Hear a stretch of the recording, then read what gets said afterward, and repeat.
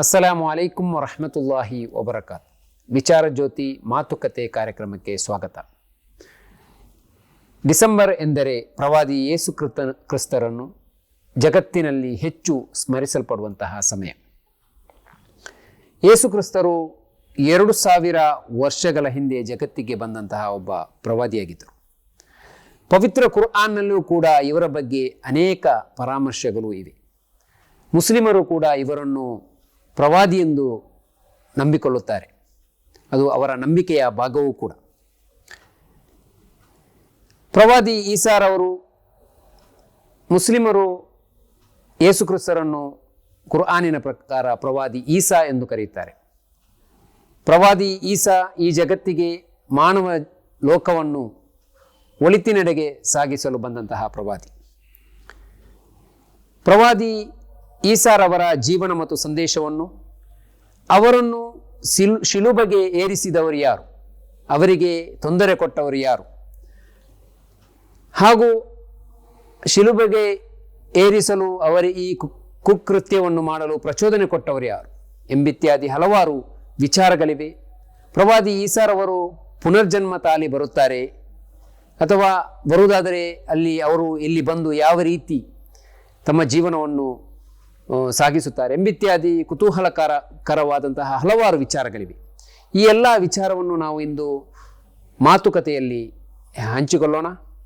ಇಂದು ನಮ್ಮ ಜೊತೆ ಮಾತುಕತೆಯನ್ನು ನಡೆಸಲು ನಮ್ಮ ಜೊತೆಗೆ ಇದ್ದಾರೆ ಬರಕಾ ಇಂಟರ್ನ್ಯಾಷನಲ್ ಸ್ಕೂಲ್ ಇದರ ಪ್ರಾಂಶುಪಾಲರಾದಂತಹ ಜನಾಬ್ BS ಶರಫುದ್ದೀನ್ ರವರು. ಇವರು ಖ್ಯಾತ ವಾಗ್ಮಿಯಾಗಿದ್ದಾರೆ, ಪ್ರಭಾಷಣಕಾರರು ಕೂಡ. ಹಲವಾರು ದೇಶಗಳನ್ನು, ಚಾರಿತ್ರಿಕ ಪ್ರದೇಶಗಳನ್ನು ಕೂಡ ಸಂಚರಿಸಿ ಅಧ್ಯಯನವನ್ನು ಮಾಡಿದಂತಹ ವ್ಯಕ್ತಿ. ಇವರನ್ನು ಕೂಡ ಈ ಕಾರ್ಯಕ್ರಮಕ್ಕೆ ಸ್ವಾಗತಿಸ್ತಾ ಇದ್ದೇನೆ. ಸರ್, ನಿಮಗೆ ಆತ್ಮೀಯ ಸ್ವಾಗತ. ತುಂಬ ತುಂಬ ಧನ್ಯವಾದ ಸರ್. ನೇರವಾಗಿ ಪ್ರಶ್ನೆಗೆ ಬರುತ್ತೇನೆ. ಕ್ರೈಸ್ತರ ಯೇಸು, ಮುಸ್ಲಿಮರ ಈಸಾ, ಪ್ರವಾದಿ ಈಸಾರವರ ಜೀವನ ಮತ್ತು ಅವರ ಸಂದೇಶದ ಬಗ್ಗೆ ಒಂದು ಸಂಕ್ಷಿಪ್ತ ಪರಿಚಯ ನಮ್ಮ ಪ್ರೇಕ್ಷಕರಿಗಾಗಿ. ತುಂಬ ಧನ್ಯವಾದಗಳು ಅಶರುದ್ದೀನ್ ಅವರೇ. ಕ್ರಿಸ್ಮಸ್ನ ಸಮಯ ಬಂದಿದೆ. ಆದ್ದರಿಂದ ಈಸಾ ಅಲೈಹಿಸ್ಸಲಾಂ ಅಥವಾ ಪ್ರವಾದಿ ಜೀಸಸ್ ಕ್ರೈಸ್ಟ್ ಅವರನ್ನು ಕ್ರೈಸ್ತರು ನಂಬುತ್ತಾರೆ ಮತ್ತು ಮುಸ್ಲಿಮರು ಕೂಡ ಪ್ರವಾದಿ ಎಂದು ನಂಬುತ್ತಾರೆ. ಈ ನಂಬಿಕೆಗಳಲ್ಲಿ ಸ್ವಲ್ಪ ವ್ಯತ್ಯಾಸ ಇದ್ದರೂ ಕೂಡ ಎರಡು ದೊಡ್ಡ ನಂಬಿಕೆಗಳು. ಮತ್ತು ಕ್ರೈಸ್ತ ಜಗತ್ತು, ಮುಸ್ಲಿಂ ಜಗತ್ತು ಎಂಬುದು ಬಹಳ ದೊಡ್ಡ ಜಗತ್ತು. ಆದ್ದರಿಂದ ನಾವೆಲ್ಲರೂ ಕೂಡ ಇಂತಹ ಎರಡು ಜಗತ್ತಿನಲ್ಲಿ ಬದುಕ್ತಾ ಇದ್ದೇವೆ. ಆದ್ದರಿಂದ ಸಹಜವಾಗಿ ಬಹಳ ಗೌರವದಿಂದ ಈಸಾ ಅಲೈಹಿಸ್ಸಲಾಮರ ಬಗ್ಗೆ ಅಥವಾ ಯೇಸು ಕ್ರಿಸ್ತರ ಬಗ್ಗೆ ಇರುವಂತಹ ವಿಭಿನ್ನವಾದ ವಿಭಾವನೆಗಳನ್ನು ತಿಳಿದುಕೊಳ್ಳುವುದು ಮತ್ತು ಆ ಗೌರವವನ್ನು ಕಾಪಾಡಿಕೊಳ್ಳುವುದು ಬಹಳ ಮುಖ್ಯ. ನಾನು ಈ ಸಂದರ್ಭದಲ್ಲಿ ಪವಿತ್ರ ಕುರ್ಆನ್ ಮತ್ತು ಇಸ್ಲಾಮಿ ದೃಷ್ಟಿಕೋನ ಈಸಾ ಅಲೈಹಿಸ್ಸಲಾಮರ ಬಗ್ಗೆ ಹೇಗಿದೆ ಎಂಬುದನ್ನು ಹೇಳಲಿಕ್ಕೆ ಪ್ರಯತ್ನ ಮಾಡುತ್ತೇನೆ. ಪವಿತ್ರ ಕುರ್ಆನ್ನಲ್ಲಿ ಬಹಳ ಹೆಚ್ಚು, ಅಂದರೆ ಸುಮಾರು 25 ಬಾರಿ ಯೇಸು ಕ್ರಿಸ್ತರ ಹೆಸರು ಬಂದಿದೆ. ಅದಕ್ಕೆ ಹೋಲಿಸಿದರೆ ಪ್ರವಾದಿ ಮುಹಮ್ಮದ್ ಸಲ್ಲಲ್ಲಾಹು ಅಲೈಹಿ ವಸಲ್ಲಂ ಅವರ ಹೆಸರು ಕೇವಲ 5 ಬಾರಿ ಮಾತ್ರ ಬಂದಿದೆ. ಮತ್ತು ಅದೇ ರೀತಿಯಲ್ಲಿ ಪವಿತ್ರ ಕುರ್ಆನಿನ ಸುಮಾರು 15 ಅಧ್ಯಾಯಗಳಲ್ಲಿ ಯೇಸು ಕ್ರಿಸ್ತರ ಪ್ರಸ್ತಾಪ ಬಂದಿದೆ. ಮತ್ತು ಯೇಸು ಕ್ರಿಸ್ತರ ತಾಯಿಯಾದಂತಹ ಮರಿಯಂ ಅಲೈಹಿಸ್ಸಲಾಂ ಅವರ ಹೆಸರಿನಲ್ಲಿ ಒಂದು ಅಧ್ಯಾಯವೇ ಇದೆ. ಅನೇಕ ಮಹಿಳೆಯರ ಪ್ರಸ್ತಾಪ ಪವಿತ್ರ ಕುರ್ಆನ್ನಲ್ಲಿ ಬಂದಿದೆ. ಆದರೆ ಹೆಸರೆತ್ತಿ ಒಂದು ಪ್ರಸ್ತಾಪ ಬಂದಿದ್ದರೆ ಅದು ಮರಿಯಂ ಅಲೈಹಿಸ್ಸಲಾಂ, ಯೇಸು ಕ್ರಿಸ್ತರ ತಾಯಿಯ ಪ್ರಸ್ತಾಪ. ಆದ್ದರಿಂದ ಇದೆಲ್ಲವೂ ಕೂಡ ಎಷ್ಟು ಗೌರವವನ್ನು ಯೇಸು ಕ್ರಿಸ್ತರಿಗೆ ಮತ್ತು ಮರಿಯಂ ಅಲೈಹಿಸ್ಸಲಾಮರಿಗೆ ಪವಿತ್ರ ಕುರ್ಆನ್ನಲ್ಲಿ ಕೊಡಲಾಗಿದೆ ಎಂಬುದನ್ನು ಸೂಚಿಸುತ್ತದೆ. ಮತ್ತು ಮರಿಯಂ ಅಲೈಹಿಸ್ಸಲಾತು ವಸ್ಸಲಾಮರ ತಾಯಿಯ ಪ್ರಸ್ತಾಪವೂ ಕೂಡ ಇದೆ. ಅವರನ್ನು ಇಮ್ರಾನ್ರ ಪತ್ನಿಯಾಗಿರುವಂತಹ ಮರಿಯಂ ಅಲೈಹಿಸ್ಸಲಾತು ವಸ್ಸಲಾಮರ ತಾಯಿ ಇಮ್ರಾನ್ರವರ ಪತ್ನಿ ಎಂದು ಪವಿತ್ರ ಕುರ್ಆನ್ ಹೇಳುತ್ತದೆ. ಆಕೆ ಬಹಳ ಒಳ್ಳೆಯ ವ್ಯಕ್ತಿಯಾಗಿದ್ದರು.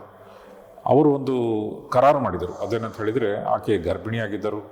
ನನಗೆ ಮಗು ಹುಟ್ಟಿದಾಗ ನಾನು ಅದನ್ನು ದೇವನ ಕೆಲಸಕ್ಕಾಗಿ ಅರ್ಪಿಸುತ್ತೇನೆ ಮತ್ತು ಧಾರ್ಮಿಕ ಸೇವೆಗಾಗಿ ಮುಡಿಪಾಗಿಡುತ್ತೇನೆ ಎಂಬ ಒಂದು ತೀರ್ಮಾನವನ್ನು ಮಾಡಿದರು. ಪವಿತ್ರ ಕುರ್ಆನ್ನಲ್ಲಿ ಇದರ ವಿವರ ಬಂದಿದೆ. ಹಾಗೆಯೇ ಅವರಿಗೆ ಮಗು ಹುಟ್ಟಿತು. ನೋಡುವಾಗ ಹೆಣ್ಣು ಮಗು ಹುಟ್ಟಿತು. ಅವರು ಗಂಡು ಮಗುವಾಗಿದ್ದರೆ ಸೇವೆಗೆ ಅರ್ಪಿಸುತ್ತೇನೆ ಎಂದು ಹೇಳಿದ್ದರು. ಅದರಿಂದ ಹೆಣ್ಣು ಮಗು ಅಂತ ಹೇಳಿದರೆ ಅದಕ್ಕೂ ಕೂಡ ಅದರದೇ ಆದಂತಹ ಕೆಲವು ತೊಡಕುಗಳಿವೆ. ಆದರೆ ಅವರು ತಮ್ಮ ತೀರ್ಮಾನಕ್ಕೆ ಕಟಿಬದ್ಧರಾಗಿ ನಿಲ್ಲುತ್ತಾರೆ ಮತ್ತು ಮರಿಯಂ ಅಲೈಹಿಸ್ಸಲಾಂ ಯೇಸು ಕ್ರಿಸ್ತರ ತಾಯಿಯನ್ನು ಧಾರ್ಮಿಕ ಸೇವೆಗಾಗಿ ಮುಡಿಪಾಗಿಡುತ್ತಾರೆ ಮತ್ತು ಆಕೆ ಧಾರ್ಮಿಕ ಕ್ಷೇತ್ರದಲ್ಲಿ ಹೋಗಿ ನಿರಂತರವಾಗಿ, ಈಗಲೂ ಕೂಡ ಮೊನೆಸ್ಟ್ರಿ ಎಂದು ಕ್ರೈಸ್ತರು ಹೇಳುತ್ತಾರೆ. ಮೊನೆಸ್ಟ್ರಿ ಅಂತ ಹೇಳಿದರೆ ಕೆಲವರು ನಿರಂತರವಾಗಿ ಪ್ರಾರ್ಥನಾ ನಿರತರಾಗಿರುವಂತಹ ಒಂದು ಸ್ಥಳ. ಅಂತಹ ಸ್ಥಳದಲ್ಲಿ ಆಕೆ ನಿರಂತರವಾಗಿ ಪ್ರಾರ್ಥನಾ ಮಗ್ನರಾಗಿರುತ್ತಾರೆ ಮತ್ತು ಧಾರ್ಮಿಕ ಸೇವೆಗಳಲ್ಲಿ ತೊಡಗಿರುತ್ತಾರೆ. ಆ ಸಂದರ್ಭದಲ್ಲಿ ಅವರ ಮೇಲ್ವಿಚಾರಣೆಗೆ ಅಲ್ಲಿ ಒಬ್ಬರನ್ನು ನೇಮಿಸಲಾಯಿತು. ಅವರನ್ನು ಜಕರಿಯಾ ಅಲೈಹಿಸ್ಸಲಾಂ ಎಂದು ಹೇಳಲಾಗುತ್ತದೆ. ಹೀಗೆ ಜಕರಿಯಾ ಅಲೈಹಿಸ್ಸಲಾಂ, ಮರಿಯಂ ಅಲೈಹಿಸ್ಸಲಾಂ, ಯೇಸು ಕ್ರಿಸ್ತರ ತಾಯಿ ಅವರು ಧ್ಯಾನ ಮಗ್ನರಾಗಿ ಮತ್ತು ಧಾರ್ಮಿಕ ಸೇವೆಯಲ್ಲಿ ಮಗ್ನರಾಗಿರುವಂತಹ ಸಂದರ್ಭದಲ್ಲಿ ಮೆಹರಾಬ್ ಎಂದು ಹೇಳಲಾಗಿದೆ ಪವಿತ್ರ ಕುರಾನ್ನಲ್ಲಿ. ಮೆಹರಾಬ್ ಅಂತ ಹೇಳಿದರೆ ಸಾಮಾನ್ಯವಾಗಿ ಮಸೀದಿಯಲ್ಲಿ ಅತ್ಯಂತ ಮುಂದುಗಡೆ ನಮಾಜ್ಗೆ ನಿಲ್ಲುವಂತಹ ಒಂದು ಸ್ಥಳ. ಅಂತಹುದೇ ಒಂದು ಸ್ಥಳ. ಅಲ್ಲಿ ಮರಿಯಂ ಅಲೈಹಿಸ್ಸಲಾಂ ಕುಳಿತುಕೊಳ್ತಾ ಇದ್ದರು. ಅಲ್ಲಿ ಹೋಗಿ ನೋಡುವಾಗ ಅವರಿಗೆ ಕಾಲಾತೀತವಾದ ಮತ್ತು ಆ ಪ್ರದೇಶಕ್ಕೆ ಸಿಗದೇ ಇರುವಂತಹ ಹಣ್ಣು ಹಂಪಲುಗಳನ್ನು ಅವರು ಕಾಣ್ತಾ ಇದ್ರು. ಆಗ ಜಕರಿಯಾ ಅಲೈಹಿಸ್ಸಲಾಂ ಕೇಳಿದರು, ಇದು ಎಲ್ಲಿಂದ ಬಂತು? ಅನ್ನ ಲಕಿ ಹಾದ, ಇದು ಎಲ್ಲಿಂದ ಬಂತು? ಆಕೆ ಹೇಳಿದರು, ಇದು ನನಗೆ ನನ್ನ ದೇವನು ಕೊಡ್ತಾನೆ, ಹಾದ ಮಿನ್ ಇಂದಿಲ್ಲ, ಇದು ನನ್ನ ದೇವನ ವತಿಯಿಂದ ನನಗೆ ಬಂದಿದೆ ಎಂದು ಆಕೆ ಹೇಳ್ತಾ ಇದ್ರು. ಆದ್ದರಿಂದ ಜಕರಿಯಾ ಅಲೈಹಿಸ್ಸಲಾಂ ಅವರಿಗೆ ಬಹಳ ಆಶ್ಚರ್ಯ ಆಯಿತು. ಇದೊಂದು ಪವಾಡ ಸದೃಶವಾಗಿ ಅವರು ಆಹಾರ ತೆಗೆದುಕೊಂಡು ಹೋಗುವುದಕ್ಕಿಂತ ಮೊದಲೇ ಅವರ ಬಳಿ ಅಲ್ಲಿ ಸಿಗದಂತಹ ಮತ್ತು ಆ ಪ್ರದೇಶದಲ್ಲಿ ಆ ಸಂದರ್ಭದಲ್ಲಿ ಪಕ್ವಗೊಳ್ಳದಂತಹ ಅನೇಕ ಹಣ್ಣು ಹಂಪಲುಗಳು ಅವರ ಮುಂದೆ ಇತ್ತು. ಆಗ ಜಕರಿಯಾ ಅಲೈಹಿಸ್ಸಲಾಂ ಅವರಿಗೆ ತೋರಿತು, ನಾನು ನನ್ನ ಒಂದು ಮಗು, ಅವರು ಬಹಳ ಹಿರಿಯ ವ್ಯಕ್ತಿಯಾಗಿದ್ದರು. ಅವರ ಪತ್ನಿಯೂ ಕೂಡ ಬಹಳ ಹಿರಿಯ ಪ್ರಾಯದವರಾಗಿದ್ದರು. ಅವರು ಭಾವಿಸಿದರು, ಅಲ್ಲಾಹನು ಇಂತಹ ಪವಾಡಗಳನ್ನು ಮರಿಯಂ ಅಲೈಹಿಸ್ಸಲಾಂಗೆ ಕೊಡುತ್ತಾನೆ ಎಂದಾದರೆ ನಾನು ಕೂಡ ನನ್ನ ಪತ್ನಿಗೆ ಒಂದು ಮಗುವನ್ನು ಕೊಡು ಎಂಬ ಪ್ರಾರ್ಥನೆಯನ್ನು ಮಾಡಬೇಕು ಎಂದು ಭಾವಿಸಿದರು ಮತ್ತು ಪ್ರಾರ್ಥನೆ ಮಾಡಿದರು ಕೂಡ. ಯಾಕೆಂತ ಹೇಳಿದರೆ ಪ್ರಾಯ ಹಿರಿಯದಾಗಿದ್ದರೂ ಕೂಡ ಅಲ್ಲಾಹನು ಬಯಸಿದರೆ, ದೇವನು ಬಯಸಿದರೆ ಅದು ಖಂಡಿತ ಸಾಧ್ಯ. ಹೀಗೆ ಅವರು ಪ್ರಾರ್ಥನೆ ಮಾಡಿದರು ಮತ್ತು ಅವರಿಗೆ ಒಂದು ಮಗು ಪ್ರಾಪ್ತವಾಯಿತು. ಆ ಮಗುವಿನ ಹೆಸರು ಅರಬಿ ಭಾಷೆಯಲ್ಲಿ ಯಹಿಯಾ ಅಲೈಹಿಸ್ಸಲಾಂ ಮತ್ತು ಈ ಬೈಬಲ್ನಲ್ಲಿ ಅವರ ಹೆಸರು ಇರುವುದು ಜಾನ್ ದ ಬ್ಯಾಪ್ಟಿಸ್ಟ್. ಆದ್ದರಿಂದ ಜಾನ್ ದ ಬ್ಯಾಪ್ಟಿಸ್ಟ್ ಎಂಬ ಮಗುವನ್ನು ಕೊಡಲಾಯಿತು.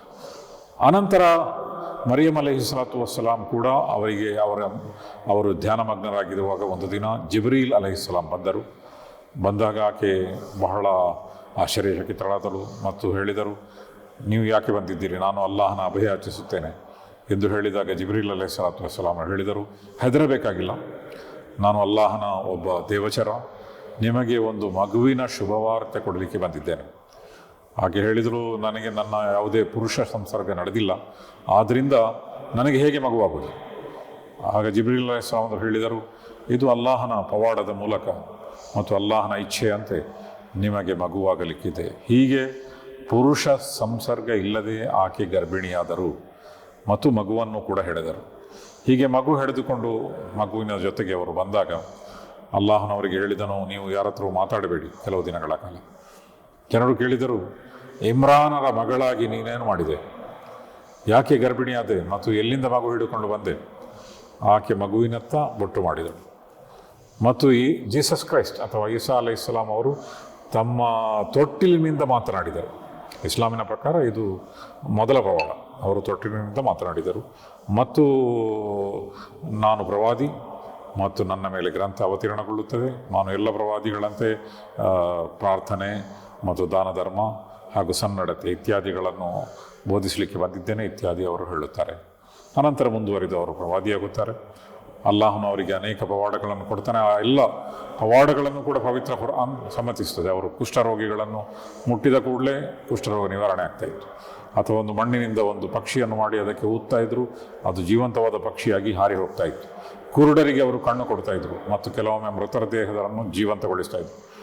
ಈ ಎಲ್ಲ ಸಂದರ್ಭದಲ್ಲಿ ಪವಿತ್ರ ಕುರ್ಆನ್ನಲ್ಲಿ ಎಲ್ಲ ಸಂದರ್ಭದಲ್ಲಿಯೂ ಕೂಡ ಬಿಇಜ್ನಿಲ್ಲಾ ಎಂದು ಅವರು ಹೇಳ್ತಾರೆ. ಅಂತ ಹೇಳಿದರೆ ಅಲ್ಲಾಹನ ಇಚ್ಛೆಯಂತೆ ಮಾಡ್ತಾರೆ. ಅವರೆಲ್ಲರೂ ಕೂಡ ಮಾಡಿದ್ದು ಅವರ ಮೂಲಕ ಅಲ್ಲದು, ಅಲ್ಲಾಹನ ದೇವನ ಇಚ್ಛೆಯಂತೆ ಅವರು ಆ ಪವಾಡವನ್ನು ತೋರಿಸುತ್ತಾರೆ ಎಂದು ಪವಿತ್ರ ಕುರ್ಆನ್ನಲ್ಲಿ ಹೇಳಲಾಗಿದೆ. ಈ ಮೂಲಕ ಅವರು ದೇವರಲ್ಲ ಮತ್ತು ಬದಲಾಗಿ ದೇವನ ಪ್ರವಾದಿ ಎಂದು ಹೇಳಲಾಗಿದೆ.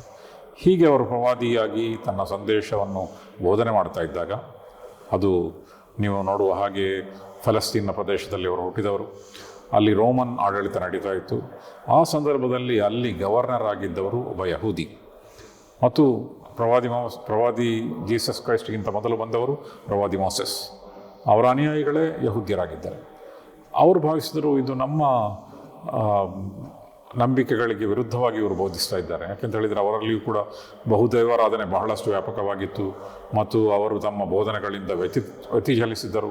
ಅಂತಹ ಸಂದರ್ಭದಲ್ಲಿ ಅವರನ್ನು ಸರಿಪಡಿಸಲಿಕ್ಕಾಗಿ ಜೀಸಸ್ ಕ್ರೈಸ್ಟ್ ಈಸಾ ಅಲೈಹಿಸ್ಸಲಾಂ ಬಂದಿದ್ದರು. ಆದ್ದರಿಂದಲೇ ಸಹಜವಾಗಿಯೇ ಪ್ರತಿರೋಧ ಎದುರಾಯಿತು ಮತ್ತು ಅವರು ಜೀಸಸ್ ಕ್ರೈಸ್ಟರನ್ನು ಶಿಲುಬೆಗೇರಿಸುವಂತಹ ತೀರ್ಮಾನ ಮಾಡಿದರು ಮತ್ತು ಶಿಲುಬೆಗೇರುವ ಗೇರಿಸುವ ಪ್ರಯತ್ನವನ್ನು ಕೂಡ ಮಾಡಿದರು. ಆದರೆ ಪವಿತ್ರ ಕುರ್ಆನ್ ಹೇಳುವ ಪ್ರಕಾರ ವಮಾ ಸಲಬೂಹು ವಮಾ ಕತಲೂಹು ವಲಾಕಿನ್ ಶುಬ್ಬಿಹ ಲಹುಂ ಅಂತ ಹೇಳಿದರೆ ಅವರನ್ನು ಅವರು ಕೊಲ್ಲಲಿಲ್ಲ ಮತ್ತು ಶಿಲುಬೆಗೆ ಏರಿಸಲು ಕೂಡ ಇಲ್ಲ, ಬದಲಾಗಿ ಅವರಿಗೆ ಒಂದು ರೀತಿಯ ಸಂಶಯವನ್ನು ಮೂಡಿಸಲಾಯಿತು. ಅಂಥೇಳಿದರೆ ಎಲ್ಲರ ಮುಖವೂ ಕೂಡ ಒಂದೇ ರೀತಿಯಾಯಿತು. ಒಬ್ಬನನ್ನು ಹಿಡಿದು ಅವರು ಶಿಲುಬೆಗೇರಿಸಿದರು. ಅದು ಜೀಸಸ್ ಕ್ರೈಸ್ಟ್ ಅಥವಾ ಯೇಸು ಕ್ರಿಸ್ತರಾಗಿರಲಿಲ್ಲ ಮತ್ತು ಯೇಸು ಕ್ರಿಸ್ತರ ಅವರನ್ನು ಅಲ್ಲಾಹನವರನ್ನು ಆಕಾಶಕ್ಕೆ ಕರೆದುಕೊಂಡನು. ಇದು ಇಸ್ಲಾಮಿನ ವಿಶ್ವಾಸ. ಒಟ್ಟಿನಲ್ಲಿ ಈಸಾ ಅಲೈಹಿಸ್ಸಲಾಂ ಅಥವಾ ಜೀಸಸ್ ಕ್ರೈಸ್ಟರ ಬಗ್ಗೆ, ಅವರ ಮಾತೆಯ ಬಗ್ಗೆ, ಅವರ ಕುಟುಂಬದ ಬಗ್ಗೆ ಬಹಳ ಉದಾರವಾದ ಮಾತುಗಳನ್ನು ಪವಿತ್ರ ಕುರ್ಆನ್ ಪರಿಚಯಪಡಿಸುತ್ತದೆ ನಮಗೆ ಮತ್ತು ಅವರನ್ನು ಬಹಳ ದೊಡ್ಡ ಒಬ್ಬ ಪ್ರವಾದಿಯಾಗಿ ಕುರ್ಆನ್ ನಮಗೆ ಪರಿಚಯಪಡಿಸುತ್ತದೆ. ಒಂದಿಷ್ಟು ವಿಚಾರಗಳನ್ನು ನೀವು ಹಂಚಿಕೊಂಡಿದ್ದೀರಿ. ಪ್ರವಾದಿ ಈಸಾರವರು ಅವರ ಬಾಲ್ಯ ಮತ್ತು ಅವರ ಬಂದ ರೀತಿ ಇತ್ಯಾದಿಗಳು.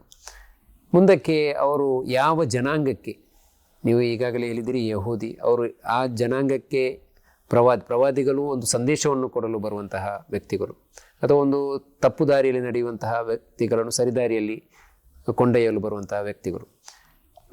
ಪ್ರವಾದಿ ಈಸಾರವರು ಯಾವ ರೀತಿಯ ಬದಲಾವಣೆಗಳನ್ನು ಸಮಾಜದಲ್ಲಿ ಉಂಟು ಮಾಡಲು ಶ್ರಮಿಸಿದರು? ಪ್ರವಾದಿ ಯೇಸು ಕ್ರಿಸ್ತರು ಕುರ್ಆನ್ನಲ್ಲಿ ಹೇಳುವ ಪ್ರಕಾರ ಅವರು ಅಥವಾ ಬೈಬಲ್ನಲ್ಲಿ ಹೇಳುವ ಪ್ರಕಾರ ಕೂಡ I have been sent to the lost sheep of Israel, ಇದು ಬೈಬಲ್ನಲ್ಲಿ ಅವರು ಹೇಳುವಂಥದ್ದು. ನನ್ನನ್ನು ಬನಿ ಇಸ್ರಾಯಿಲರ ಕೊನೆಯ ಜನಾಂಗಕ್ಕೆ ಮತ್ತು ಕಳೆದು ಹೋದಂತಹ ಅಥವಾ ಪಥಭ್ರಷ್ಟಗೊಂಡಂತಹ ಜನಾಂಗಕ್ಕೆ ಕಳುಹಿಸಲಾಗಿದೆ. ಲಾಸ್ಟ್ ಅಂತ ಹೇಳಿದರೆ ಕಳೆದು ಹೋಗಿದ್ದಾರೆ, ಅವರ ಬೋಧನೆಗಳೆಲ್ಲವೂ ಕೂಡ ಮರೆಮಾಚಿದ್ದಾರೆ ಅವರು. ಅಂತಹ ಜನಾಂಗಕ್ಕೆ ನನ್ನನ್ನು ಕಳುಹಿಸಲಾಗಿದೆ ಎಂದು ಜೀಸಸ್ ಕ್ರೈಸ್ಟ್ ಅವರು ಹೇಳುತ್ತಾರೆ. ಅಂತ ಹೇಳಿದರೆ ಬನಿ ಇಸ್ರಾಯಿಲರ ಸುಧಾರಣೆಗಾಗಿ ಅವರು ಬಂದಿದ್ದರು ಮತ್ತು ಅವರು ಕೊಡುವಂತಹ ಬೋಧನೆ ಅದೇ ಬೋಧನೆಯಾಗಿತ್ತು, ಏಕದೇವತ್ವದ ಬೋಧನೆಯಾಗಿತ್ತು ಮತ್ತು ಸನ್ನಡತೆಯನ್ನು ಪಾಲಿಸುವಂತಹ ಬೋಧನೆಯಾಗಿತ್ತು. ಆದರೆ ಕಾನೂನಿನ ಮಟ್ಟಿಗೆ ಹೇಳುವುದಾದರೆ 10 ಕಮಾಂಡ್ಮೆಂಟ್ಸ್ ಇದಕ್ಕಿಂತ ಮೊದಲು ಕೊಡಲಾಗಿತ್ತು, 10 ಆದೇಶಗಳು. ಅದು ಅನಂತರ ಪ್ರವಾದಿ ಮೊಹಮ್ಮದರಿಗೂ ಕೂಡ 14 ಕಮಾಂಡ್ಮೆಂಟ್ಸ್, 14 ಆದೇಶಗಳನ್ನು ಕೊಡಲಾಗಿದೆ. ಆದರೆ ಜೀಸಸ್ ಕ್ರೈಸ್ಟ್ ಈಸಾ ಅಲೈಹಿಸ್ಸಲಾಂ ಅವರಿಗೆ ಯಾವುದೇ ಕಮಾಂಡ್ಮೆಂಟ್ ಕೊಡಲಾಗಿಲ್ಲ, ಆದೇಶಗಳನ್ನು ಕೊಡಲಾಗಿಲ್ಲ. ಬದಲಾಗಿ ಅವರಿಗಿಂತ ಹಿಂದೆ ಬಂದಂತಹ ಮೋಸೆಸ್ ಅವರ ಆದೇಶವನ್ನು ನಾನು ಜಾರಿಗೊಳಿಸಲಿಕ್ಕೆ ಬಂದಿದ್ದೇನೆ ಮತ್ತು ನನ್ನ ನಂತರ ಒಬ್ಬ ಪ್ರವಾದಿ ಬರಲಿಕ್ಕಿದ್ದಾರೆ, ಅವರ ಬಗ್ಗೆ ಶುಭವಾರ್ತೆ ಕೊಡಲಿಕ್ಕೆ ಬಂದಿದ್ದೇನೆ ಎಂದು ಹೇಳುವುದನ್ನು ಪವಿತ್ರ ಕುರ್ಆನ್ ಪ್ರಸ್ತಾವಿಸುತ್ತದೆ. ಮತ್ತು ಬೈಬಲ್ನಲ್ಲಿಯೂ ಕೂಡ ಜಾನ್ ಇತ್ಯಾದಿ ಅಧ್ಯಾಯಗಳಲ್ಲಿ ನನ್ನ ನಂತರ ಒಬ್ಬರು ಬರಲಿಕ್ಕಿದ್ದಾರೆ ಎಂದು ಹೇಳುವಂತಹ ಮಾತಿದೆ. ಇದು ಕೂಡ ಅದೇ ಶುಭವಾರ್ತೆಯ ಬಗ್ಗೆ ಹೇಳಲಾಗಿದೆ ಎಂದು ನಾವು ಭಾವಿಸುತ್ತೇವೆ. ಮುಸ್ಲಿಮರ ಒಂದು ವಿಭಾವನೆ ಆಗಿದೆ. ಆದ್ದರಿಂದ ಅವರು ಬೋಧನೆ ಮಾಡಿದಂತಹ ಮುಖ್ಯವಾದ ಬೋಧನೆಗಳು ಯಾವುದಂತ ಹೇಳಿದರೆ ಏಕದೇವತ್ವ ಅದನ್ನು ಬೋಧನೆ ಮಾಡಿದರು, ಸನ್ನಡತೆ ಬೋಧನೆ ಮಾಡಿದರು ಮತ್ತು ಯಾವ ಕಾನೂನುಗಳನ್ನು ಮೋಸೆಸ್ರವರು ಅದಕ್ಕಿಂತ ಹಿಂದೆ ಬಂದಂತಹ ಮೂಸಾ ಅಲೈಹಿಸ್ಸಲಾಂ ತಂದಂತಹ ಕಾನೂನು ಅದನ್ನು ಅವರು ಜಾರಿಗೊಳಿಸಲಿಕ್ಕೆ ಪ್ರಯತ್ನ ಮಾಡಿದರು. ಈಗಾಗಲೇ ನೀವು ಹೇಳಿದ್ದೀರಿ ಕ್ರೈಸ್ತರ ನಂಬಿಕೆಯ ಪ್ರಕಾರ ಯೇಸು ಕ್ರಿಸ್ತನನ್ನು ಶಿಲುಬೆಗೇರಿಸಲಾಗಿದೆ. ಮುಸ್ಲಿಮರು ಆ ನಂಬಿಕೆಯಲ್ಲಿ ಇರುವುದಿಲ್ಲ. ಅವರ ಪ್ರಕಾರ ಅಲ್ಲಾಹನು ಅವರನ್ನು ಮೇಲಕ್ಕೆ ಕೊಂಡೊಯ್ದನು. ಇದರಲ್ಲಿ ಬರುವಾಗ ಮತ್ತೊಂದು ವಿಚಾರ, ಇಸ್ಲಾಮಿನ ಪ್ರಕಾರ ಮತ್ತೊಂದು ವಿಚಾರ ಇದೆ, ಅಂದರೆ ಪುನರಾಗಮನ. ಈಸಾ ನಬಿಯವರ ಪುನರಾಗಮನ ಇದೆ ಅಂತ್ಯ ದಿನದಲ್ಲಿ. ಆ ಬಗ್ಗೆ ಒಂದಿಷ್ಟು ವಿಚಾರಗಳು. ಈ ವಿಷಯದಲ್ಲಿಯೂ ಕೂಡ ಕ್ರೈಸ್ತರ ವಿಭಾವನೆಗೂ ಮತ್ತು ಮುಸ್ಲಿಮರ ವಿಭಾವನೆಗೂ ಕೂಡ ಸ್ವಲ್ಪ ವ್ಯತ್ಯಾಸಗಳಿದೆ. ಅವರನ್ನು ಯಾಕೆ ಶಿಲುಬೆಗೇರಿಸಲಾಯಿತು ಅಂತ ಹೇಳಿದರೆ, ನಾನು ಈಗಾಗಲೇ ಹೇಳಿದ್ದೇನೆ, ಪ್ರತಿರೋಧ ವ್ಯಕ್ತವಾಯಿತು. ಕೊನೆಗೆ ಅವರನ್ನು ಶಿಲುಬೆಗೇರಿಸುವಂತಹ ಪ್ರಯತ್ನ ಮಾಡಿದರು. ಇಲ್ಲಿ ಒಂದು ವ್ಯತ್ಯಾಸ ಬರ್ತದೆ. ಅವರು ಕ್ರೈಸ್ತರ ವಿಶ್ವಾಸದ ಪ್ರಕಾರ ಅವರು ಶಿಲುಬೆಗೇರಿಸಿದ್ದಲ್ಲ, ಬದಲಾಗಿ ಅವರು ಸ್ವತಃ ಶಿಲುಬೆಗೇರಲಿಕ್ಕೆ ಸನ್ನದ್ಧರಾದರು. ಅದರ ಉದ್ದೇಶ ಏನಂತ ಹೇಳಿದರೆ ಇಡೀ ಮನುಷ್ಯರ ಪಾಪಗಳಿಗೆ ಪ್ರಾಯಶ್ಚಿತ್ತವನ್ನು ಕಂಡು ಹುಡುಕುವುದು. ಆದ್ದರಿಂದ ಇಡೀ ಮನುಷ್ಯರ ಪಾಪಗಳನ್ನೆಲ್ಲ ಕೂಡ ಅದಕ್ಕೆ ಪ್ರಾಯಶ್ಚಿತ್ತ ಎಂಬ ನೆಲೆಯಲ್ಲಿ ಅವರು ಶಿಲುಬೆಗೇರಿಸಲ್ಪಟ್ಟರು. ಆದರೆ ನಮಗೆ ಕಲಿಸಲಾಗಿರುವಂತಹ ವಿಭಾವನೆಯ ಪ್ರಕಾರ ಅವರನ್ನು ಶಿಲುಬೆಗೇರಿಸಲಾಗಲಿಲ್ಲ. ಅವರು ಅದಕ್ಕಾಗಿ ಪ್ರಯತ್ನ ಮಾಡಿದರು, ಆದರೆ ಅಲ್ಲಾಹನವರನ್ನು ಎತ್ತುಕೊಂಡನು. ಮತ್ತು ಜನರು ಯಾರನ್ನೋ ಒಬ್ಬರನ್ನು ಹಿಡಿದುಕೊಂಡು, ಅದು ಜೂಡಾಸ್ ಆಗಿರ್ಬೋದು, ಪ್ರತಿರೋಧ ವ್ಯಕ್ತಪಡಿಸಿದಂತಹ ಒಬ್ಬ ವ್ಯಕ್ತಿ ಇದ್ದ ಜೂಡಾಸ್, ಅವರು ಎಲ್ಲಿ ಹೋದರೂ ಅನಂತರ ಅದು ಗೊತ್ತಾಗೋದಿಲ್ಲ. ಅದರಿಂದ ಆ ವ್ಯಕ್ತಿಯನ್ನೇ ಹಿಡಿದು ಶಿಲುಬೆಗೇರಿಸಿರಬಹುದು. ಆದ್ದರಿಂದ ಆ ಪ್ರವಾದಿ ಈಸಾ ಅಲೈಹಿಸ್ಸಲಾಂ ಅವರು ಶಿಲುಬೆಗೇರಲಿಲ್ಲ. ಕುರಾನ್ನ ಪ್ರಸ್ತಾವನೆ ಪ್ರಕಾರ, ಕುರಾನ್ನ ಬೋಧನೆಯ ಪ್ರಕಾರ ವಮಾ ಸಲಬೂಹು ವಮಾ ಕತಲಬೂಹು, ಅದು ಅವರನ್ನು ಶಿಲುಬೆಗೇರಿಸಲಾಗಲಿಲ್ಲ, ಅವರನ್ನು ಕೊಲ್ಲಲಾಗಲಿಲ್ಲ, ಮತ್ತು ಅವರಲ್ಲಿ ಒಂದು ರೀತಿಯ ಸಂಶಯವನ್ನು ಮೂಡಿಸಲಾಯಿತು ಎಂದು ಪವಿತ್ರ ಕುರಾನ್ ಹೇಳುತ್ತದೆ. ಆದ್ದರಿಂದ ನಮ್ಮ ವಿಶ್ವಾಸದ ಪ್ರಕಾರ ಅವರನ್ನು ಶಿಲುಬೆಗೇರಿಸಲಾಗಲಿಲ್ಲ. ಅವರ ಪುನರಾಗಮನದ ಬಗ್ಗೆ ಕೂಡ ಹದೀಸ್ನಲ್ಲಿ ಮತ್ತು ಪವಿತ್ರ ಕುರಾನ್ನಲ್ಲಿಯೂ ಕೂಡ ಬಂದಿದೆ. ಅದೇನಂತ ಹೇಳಿದರೆ, ಅವರು ಮತ್ತೊಮ್ಮೆ ಲೋಕಾಂತ್ಯಕ್ಕಿಂತ ಮೊದಲು ಬರಲಿಕ್ಕಿದ್ದಾರೆ. ಅವರು ಎಲ್ಲಿ ಬರ್ತಾರೆ ಇತ್ಯಾದಿಗಳ ಬಗ್ಗೆ ಪ್ರವಾದಿ ಮೊಹಮ್ಮದ್ ಸಲ್ಲಲ್ಲಾಹು ಅಲೈಹಿ ವಸಲ್ಲಂ ಅವರ ವಚನಗಳಲ್ಲಿಯೂ ಕೂಡ ಬಂದಿದೆ. ಅವರು ಬರುವಾಗ ಸಿರಿಯಾದಲ್ಲಿ ಬರ್ತಾರೆ ಎಂದು ಹೇಳಲಾಗಿದೆ. ಆದ್ದರಿಂದ ಅದರ ಆಧಾರದಲ್ಲಿ ವಿದ್ವಾಂಸರ ಪ್ರಕಾರ ಸಿರಿಯಾದಲ್ಲಿ ಈಗ ಮಸ್ಜಿದ್ ಉಮಯ್ಯದ್ ಅಂತ ಒಂದು ಮಸೀದಿ ಇದೆ. ಬಹಳ ದೊಡ್ಡ ಮಸೀದಿ, ಅದು ಐತಿಹಾಸಿಕ ಮಸೀದಿ. ಉಮಯ್ಯದ್ನ ಕಾಲದಲ್ಲಿ ಕಟ್ಟಿದಂತಹ ಮಸೀದಿ ಈಗಲೂ ಕೂಡ ಇದೆ. ಮೊನ್ನೆ ಸಿರಿಯಾದಲ್ಲಿ ಅವರ ಕ್ರಾಂತಿಯ 1 ವರ್ಷ ಆದಾಗ ಅಲ್ಲಿನ ಮೊಹಮ್ಮದ್ ಶರಾ ಎಂಬ ಅಲ್ಲಿನ ಅಧ್ಯಕ್ಷರು ಅವರು ಉಮಯ್ಯದ್ ಮಸೀದಿಗೆ ಹೋಗಿದ್ದರು, ಫಜರ್ ನಮಾಜಲ್ಲಿ ನಿರ್ವಹಿಸಿದರು. ನಾನು ಕೂಡ ಮಸೀದಿಗೆ ಒಂದೊಮ್ಮೆ ಹೋಗಿದ್ದೆ. ಮತ್ತು ಅಲ್ಲಿ ಒಂದು ಮಿನಾರ ಇದೆ. ಆ ಮಿನಾರದ ಹೆಸರು ಮಿನಾರೆಟ್ ಈಸಾ. ಅವರು ಅಲ್ಲಿಗೆ ಬರ್ತಾರೆ. ಆನಂತರ ಆ್ಯಂಟಿ ಕ್ರೈಸ್ಟ್ ದಜ್ಜಾಲ್ ಅವರ ಕ್ಷೋಭೆ ವ್ಯಾಪಕವಾಗಿರ್ತದೆ. ಅದನ್ನು ಆ ದಜ್ಜಾಲ್ನನ್ನು ಅವರು ಕೊಲ್ತಾರೆ. ಕೊನೆಗೆ ಅವರು ಮೊಹಮ್ಮದ್ ಸಲ್ಲಲ್ಲಾಹು ಅಲೈಹಿ ವಸಲ್ಲಂ ಅವರ ಅನುಯಾಯಿಯಾಗಿ ಮರಣ ಹೊಂದ್ತಾರೆ. ಅವರನ್ನು ಪ್ರವಾದಿ ಮೊಹಮ್ಮದ್ ಸಲ್ಲಲ್ಲಾಹು ಅಲೈಹಿ ವಸಲ್ಲಂ ಅವರ ಗೋರಿಯ ಪಕ್ಕದಲ್ಲಿ ಅವರನ್ನು ದಫನ ಮಾಡಲಾಗುತ್ತದೆ. ಇದು ನಮ್ಮ ವಿಶ್ವಾಸ. ಸ್ವಲ್ಪ ಭಿನ್ನವಾದಂತಹ ವಿಶ್ವಾಸ, ಆದರೆ ನಾವು ಇಂತಹ ವಿಶ್ವಾಸವನ್ನು ನಮಗೆ ಪವಿತ್ರ ಕುರ್ಆನ್ ಮತ್ತು ಹದೀಸ್ನ ಮೂಲಕ ನಮಗೆ ತಿಳಿಸಲಾಗಿದೆ. ಬೈಬಲ್ನಲ್ಲಿ ಇದರ ಕಲ್ಪನೆ ಏನಾದರೂ ಬೈಬಲ್ನಲ್ಲಿ ಇದೆ ಆ ಕಲ್ಪನೆ. ಅವರ ಕಲ್ಪನೆಯ ಪ್ರಕಾರ ರಿಸರೆಕ್ಷನ್ ಎಂದು ಹೇಳ್ತಾರೆ. ಅವರು ಮತ್ತೆ ಎದ್ದು ಬಂದಿದ್ದಾರೆ ಎಂಬ ಕಲ್ಪನೆ ಇದೆ. ಆದ್ದರಿಂದ ಮತ್ತೆ ಅಂತ ಹೇಳಿದರೆ ಅವರನ್ನು ದಫನ ಮಾಡಲಾಗುತ್ತದೆ ಮತ್ತು ಅವರ ರಿಸರೆಕ್ಷನ್ ಆಗ್ತದೆ, ಅವರ ಪುನರಾಗಮನ ಆಗ್ತದೆ ಎಂಬ ಕಲ್ಪನೆ ಇದೆ.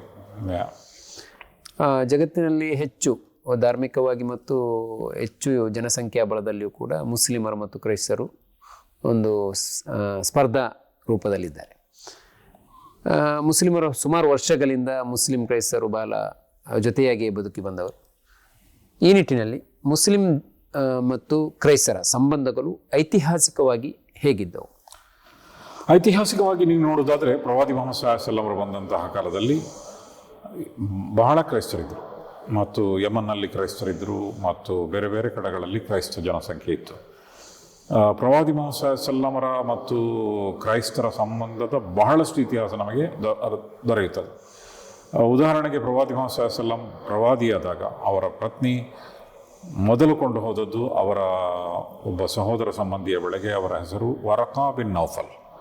ವರಕಾ ಬಿನ್ ನೌಫಲ್ ಎಂಬ ವ್ಯಕ್ತಿ ಆ ತನಕ ಇದ್ದಂತಹ ಕೊನೆಯ ದೇವ ಸಂದೇಶ ಅಂತ ಹೇಳಿದರೆ ಕ್ರೈಸ್ತರ ಸಂದೇಶ, ಯೇಸು ಕ್ರೈಸ್ತರ ಸಂದೇಶ, ಅದನ್ನು ಓದಿ ಕ್ರೈಸ್ತ ಧರ್ಮವನ್ನು ಸ್ವೀಕಾರ ಮಾಡಿದಂತಹ ವ್ಯಕ್ತಿ. ಆದ್ದರಿಂದ ಇದು ಮೊದಲ ಸಂಬಂಧ, ಪ್ರವಾದಿಯಾಗಿ ಅವರು ಮೊದಲ ಸಂಬಂಧ. ಮತ್ತು ವರಕಾ ಬಿನ್ ನೌಫಲ್ ಅವರನ್ನು ಪ್ರವಾದಿ ಎಂಬುದನ್ನು ಗುರುತಿಸಿದರು. ಈ ಕಾರಣದಿಂದ ಇಲ್ಲಿ ಕೂಡ ನಿಮಗೆ ಯೇಸು ಕ್ರಿಸ್ತರ ಮತ್ತು ಮುಸ್ಲಿಮರ ಸಂಬಂಧ ಹೇಗಿತ್ತು, ಅಥವಾ ಪ್ರವಾದಿ ಮೊಹಮ್ಮದ್ ಸಲ್ಲಲ್ಲಾಹು ಅಲೈಹಿ ವಸಲ್ಲಂ ಅವರ ಸಂಬಂಧ ಕ್ರೈಸ್ತರೊಂದಿಗೆ ಹೇಗಿತ್ತು ಎಂದು ಅರ್ಥವಾಗ್ತದೆ. ಮತ್ತು ಪ್ರವಾದಿ ಮೊಹಮ್ಮದ್ ಸಲ್ಲಲ್ಲಾಹು ಅಲೈಹಿ ವಸಲ್ಲಂ ಅವರು ಇನ್ನೂ ಪ್ರವಾದಿಯಾಗದೇ ಇರುವಾಗ ಸಣ್ಣ ಪ್ರಾಯದಲ್ಲಿ ಸಿರಿಯಾಕ್ಕೆ ಹೋಗಿದ್ದರು. ಅದರ ಒಂದು ಇತಿಹಾಸ ಕೂಡ ಬರ್ತದೆ. ಅಲ್ಲಿ ಒಬ್ಬ ಬುಹೈರಾ ಎಂಬ ಒಬ್ಬ ಕ್ರೈಸ್ತ ಧರ್ಮ ಪಂಡಿತರು ಇದ್ದರು. ಅವರು ಕೂಡ ಮುಂದೊಮ್ಮೆ ಹೊಸ ಪ್ರವಾದಿ ಬರಲಿಕ್ಕಿದ್ದಾರೆ ಎಂಬ ನಿರೀಕ್ಷೆಯಲ್ಲಿದ್ದವರು. ಅವರಿಗೆ ಪ್ರವಾದಿ ಮೊಹಮ್ಮದ್ ಸಲ್ಲಲ್ಲಾಹು ಅಲೈಹಿ ವಸಲ್ಲಂ ಅವರನ್ನು ಕಂಡಾಗ ಇವರೇ ಆ ಪ್ರವಾದಿ ಎಂದು ಗೊತ್ತಾಯಿತು. ಅದನ್ನು ಅವರು ಗುರುತಿಸಿದರು ಮತ್ತು ಅವರ ಬಗ್ಗೆ ಎಚ್ಚರ ವಹಿಸಲು ಹೇಳಿದರು. ನಾನು ಸಿರಿಯಾಕ್ಕೆ ಹೋಗಿದ್ದಾಗ ಅಲ್ಲಿ ಆ ಚರ್ಚ್ ಇದೆ, ಅದರ ಹೆಸರು ಕನೀಸತ್ ಬುಹೈರಾರವರ ಚರ್ಚ್. ಅದರ ಹತ್ತಿರದಲ್ಲೇ ಪ್ರವಾದಿ ಮೊಹಮ್ಮದ್ ಸಲ್ಲಲ್ಲಾಹು ಅಲೈಹಿ ವಸಲ್ಲಂ ಅದು ತಂಗಿದಂತಹ ಸ್ಥಳ ಎಂದು ಹೇಳಲಾಗುತ್ತದೆ. ಅದೆಲ್ಲವೂ ಕೂಡ ಇದೆ. ಆದ್ದರಿಂದ ಇದು ಕೂಡ ಇತಿಹಾಸದಲ್ಲಿ ಕ್ರೈಸ್ತ ಮುಸ್ಲಿಂ ಸಂಬಂಧದ ಒಂದು ಇತಿಹಾಸ ದಾಖಲಾಗಿದೆ. ಮತ್ತು ಮೂರನೇದಾಗಿ ನೀವು ಹೇಳಬೇಕಾದ್ರೆ ಯಮನ್ನಿಂದ ಕೆಲವು ಕ್ರೈಸ್ತ ಪಂಡಿತರು ಮದೀನಾಕ್ಕೆ ಬಂದಿದ್ದರು ಪ್ರವಾದಿ ಮೊಹಮ್ಮದ್ ಸಲ್ಲಲ್ಲಾಹು ಅಲೈಹಿ ವಸಲ್ಲಂ ಅವರನ್ನು ಭೇಟಿಯಾಗಲು ಮತ್ತು ಚರ್ಚೆ ಮಾಡಲು. ಅವರಿಗೆ ಪ್ರವಾದಿ ಮೊಹಮ್ಮದ್ ಸಲ್ಲಂ ಅವರು ಮಸೀದಿಯಲ್ಲೇ ಜಾಗ ಕಲ್ಪಿಸಿದರು. ಮತ್ತು ಅವರು ಹೇಳಿದರು, ನಮಗೆ ಪ್ರಾರ್ಥನೆಯ ಸಮಯ ಆಯಿತು, ಇಲ್ಲಿ ಪ್ರಾರ್ಥನೆ ಮಾಡುವುದು. ಆಗ ಅವರಿಗೆ ಮಸೀದಿಯಲ್ಲೇ ಪ್ರಾರ್ಥನೆಯ ವ್ಯವಸ್ಥೆ ಮಾಡಲಾಯಿತು ಮತ್ತು ಊಟೋಪಚಾರದ ವ್ಯವಸ್ಥೆ ಮಾಡಲಾಯಿತು. ಮತ್ತು ಪ್ರವಾದಿ ಮೊಹಮ್ಮದ್ ಸಲ್ಲಂ ತನ್ನ ಕೈಯಿಂದಲೇ ಅವರಿಗೆ ಊಟ ಬಡಿಸಿದರು. ಆದ್ದರಿಂದ ಪ್ರವಾದಿ ಮೊಹಮ್ಮದ್ ಸಲ್ಲಲ್ಲಾಹು ಅಲೈಹಿ ವಸಲ್ಲಂ ಅವರಿಗೆ ಎಷ್ಟು ಮಾನ್ಯತೆ ಕೊಟ್ಟರು ಎಂದು ನಮಗೆ ಅರ್ಥ ಆಗ್ತದೆ. ಇನ್ನು ಮಕ್ಕಾದಲ್ಲಿ ಬದುಕು ದುಸ್ತರವಾದಾಗ ಪ್ರವಾದಿ ಮೊಹಮ್ಮದ್ ಸಲ್ಲಂ ಅವರು ಅಬಿಸೀನಿಯಾಕ್ಕೆ ವಲಸೆ ಹೋಗಲು ಹೇಳಿದರು. ಮತ್ತು ಅಬಿಸೀನಿಯಾದಲ್ಲಿ ಒಬ್ಬ ಕ್ರೈಸ್ತ ದೊರೆ ಆಳ್ವಿಕೆ ನಡೆಸ್ತಾ ಇದ್ದನು. ಅವರೊಬ್ಬ ನ್ಯಾಯ ಪಾಲನೆ ಮಾಡುವಂತಹ ಒಬ್ಬ ಒಳ್ಳೆಯ ದೊರೆಯಾಗಿದ್ದರು. ಆದ್ದರಿಂದ ಇದೆಲ್ಲವೂ ಕೂಡ ನಮಗೇನು ಸೂಚಿಸ್ತದೆ ಅಂತ ಹೇಳಿದರೆ, ಪ್ರವಾದಿ ಮೊಹಮ್ಮದ್ ಸಲ್ಲಮರ ಕಾಲದಲ್ಲೇ ಅತ್ಯುತ್ತಮವಾದ ಮುಸ್ಲಿಂ ಕ್ರೈಸ್ತ ಸಂಬಂಧ ಇತ್ತು. ಅನಂತರ ಇಡೀ ಇತಿಹಾಸದಲ್ಲಿ ಬರ್ತದೆ. ಉದಾಹರಣೆಗೆ ಕ್ರೈಸ್ತರ ಒಂದು ಅತ್ಯುತ್ತಮವಾದಂತಹ ಕಾಲ ಅಂತ ಹೇಳಿದರೆ ಸ್ಪೇನ್ನಲ್ಲಿ ಮುಸ್ಲಿಮರು ಆಡಳಿತ ನಡೆಸ್ತಾ ಇದ್ದಂತಹ ಕಾಲ. ಅದನ್ನು ಗೋಲ್ಡನ್ ಏಜ್ ಆಫ್ ಸ್ಪೇನ್ ಅಂತ ಕರೀತಾರೆ. ಅದಕ್ಕೆ ಮುಖ್ಯ ಕಾರಣ ಏನಂತ ಹೇಳಿದರೆ, ಕ್ರೈಸ್ತರು, ಮುಸ್ಲಿಮರು ಮತ್ತು ಯಹೂದ್ಯರು ಮೂರು ವ್ಯಕ್ತಿಗಳು ಕೂಡ ಯಾವುದೇ ಭಿನ್ನಮತ ಇಲ್ಲದೆ ಸಮಾನಾವಕಾಶಗಳೊಂದಿಗೆ ಬದುಕಿದಂತಹ ಒಂದು ಸಮಾಜ ಅಂತ ಹೇಳಿದರೆ ಅದು ಮುಸ್ಲಿಂ ಸ್ಪೇನ್. ಅಬ್ರಹಾಮಿ ಸುಮಾರು 800 ವರ್ಷಗಳವರೆಗೆ ಮುಸ್ಲಿಮರು ಆಡಳಿತ ನಡೆಸಿದರು ಸ್ಪೇನ್ನಲ್ಲಿ. ಇದೆಲ್ಲವೂ ಕೂಡ ಕ್ರೈಸ್ತ ಮುಸ್ಲಿಂ ಸಂಬಂಧ ಎಷ್ಟು ನಿಕಟವಾಗಿತ್ತು ಮತ್ತು ಎಷ್ಟು ಐತಿಹಾಸಿಕವಾದ ಸಂಬಂಧ ಎಂದು ನಮಗೆ ವ್ಯಕ್ತ ಆಗ್ತದೆ. ಇದರಿಂದ ಮುಸ್ಲಿಂ ರಾಷ್ಟ್ರಗಳಿವೆ. ಮುಸ್ಲಿಂ ರಾಷ್ಟ್ರಗಳಲ್ಲಿ ಕ್ರೈಸ್ತರಿದ್ದಾರೆ. ಅವರು ಯಾವ ರೀತಿ ಬದುಕನ್ನು ಕಟ್ಟಿಕೊಂಡಿದ್ದಾರೆ? ನನಗೆ ಹಲವಾರು ಮುಸ್ಲಿಂ ರಾಷ್ಟ್ರಗಳಿಗೆ ಹೋಗುವಂಥ ಅವಕಾಶ ಸಿಕ್ಕಿದೆ. ಅದರಲ್ಲಿ ಅನೇಕ ಕ್ರೈಸ್ತ ಬಾಹುಳ್ಯದ ರಾಷ್ಟ್ರಗಳಿವೆ.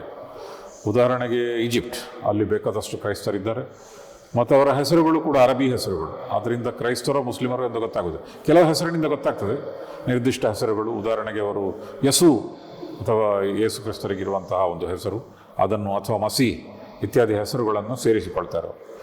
ಅವರು ದೊಡ್ಡ ಸಂಖ್ಯೆಯಲ್ಲಿ ಈಜಿಪ್ಟ್ನಲ್ಲಿದ್ದಾರೆ. ಸಿರಿಯಾದಲ್ಲಿಯೂ ಕೂಡ ಅದೆಲ್ಲವೂ ಕೂಡ ಫಲಸ್ತೀನ್, ಯೇಸು ಕ್ರಿಸ್ತರು ಹುಟ್ಟಿದಂತಹ ಪ್ರದೇಶಕ್ಕೆ ಹತ್ತಿರ ಇರುವಂತಹ ಪ್ರದೇಶ. ಅಲ್ಲಿಯೂ ಕೂಡ ಕ್ರೈಸ್ತರು ತುಂಬ ಸಂಖ್ಯೆಯಲ್ಲಿದ್ದಾರೆ. ಜೋರ್ಡಾನ್ನಲ್ಲಿ ಬಹಳ ದೊಡ್ಡ ಸಂಖ್ಯೆಯಲ್ಲಿದ್ದಾರೆ. ಆಫ್ರಿಕಾದ ಬೇರೆ ಬೇರೆ ದೇಶಗಳಲ್ಲಿ ಬಹಳ ದೊಡ್ಡ ಸಂಖ್ಯೆಯಲ್ಲಿದ್ದಾರೆ. ಅದೇ ರೀತಿಯಲ್ಲಿ ಪಾಕಿಸ್ತಾನದಲ್ಲಿಯೂ ಕೂಡ ನೀವು ನೋಡೋದಾದರೆ ಉರ್ದು ಹೆಸರನ್ನು ಇಟ್ಕೊಳ್ತಾರೆ ಅವರು. ಅಲ್ಲಿಯೂ ಕೂಡ ಕ್ರೈಸ್ತರು ಬೇಕಾದಷ್ಟು ಮಂದಿ ಇದ್ದಾರೆ.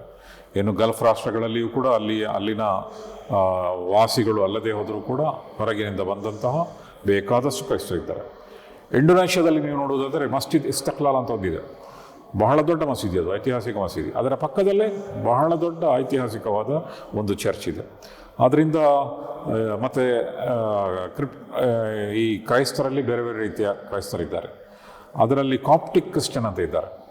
ಅವರು ಆಫ್ರಿಕನ್ ದೇಶಗಳಲ್ಲಿ ಬಹಳ ದೊಡ್ಡ ಸಂಖ್ಯೆಯಲ್ಲಿದ್ದಾರೆ.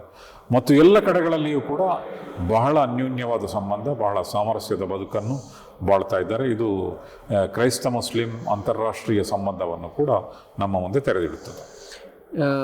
ಸರ್, ನೀವು ಹಲವಾರು ಕ್ರೈಸ್ತ ಪ್ರದೇಶಗಳಿಗೆ ಭೇಟಿ ಕೊಟ್ಟಿದ್ದೀರಿ. ಆ ಪ್ರದೇಶದಲ್ಲಿ ಕ್ರೈಸ್ತರು ಹೆಚ್ಚು ಸಾಂಪ್ರದಾಯಿಕವಾಗಿ, ಧಾರ್ಮಿಕವಾಗಿ ಬದುಕುವಂತಹ ಒಂದು ಪ್ರದೇಶ ನೀವು ಭೇಟಿ ಕೊಟ್ಟಿದ್ದೀರಿ. ಅಲ್ಲಿ ಕೆಲವು ಅಧ್ಯಯನಗಳನ್ನು ಕೂಡ ಮಾಡಿದ್ದೀರಿ.